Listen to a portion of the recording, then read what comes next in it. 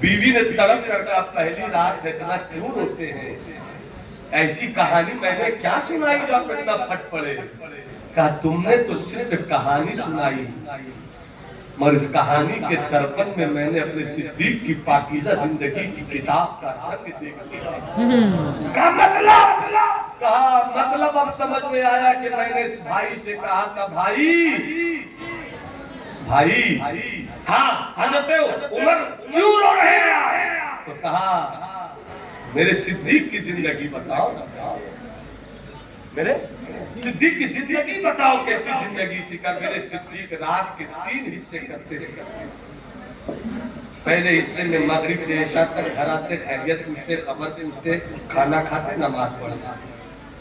دوسرے حصے میں سو جاتے، تیسرے حصے میں اٹھتے، لوٹا لیتے، پانی لیتے، وضو کرتے، مصلی بچھاتے، نماز پڑھتے، پھر رب کی بارگاہ میں دعا کرتے، اور جب روتے رہتے اتنے میں مسجد نبوی سے مؤذن کی اذان کی آواز آتی، اللہ اکبر اللہ اکبر۔ جیسی اللہ اکبر کی اذان آتی صدیق ایک آنکھ کھینچتے، اور جب آنکھ کھینچتے تو منہ کے راستے سے دھواں نکلتا، اور جب دھواں نکلتا تو پورا گھر ایسا مہکتا جیسے لگتا ہے کہ تازہ گوشت کو سیخوں میں ڈال کر کباب بنایا گیا ہو، اور کباب آگ پر رکھ دیا گیا ہو تو کباب چل رہا ہو۔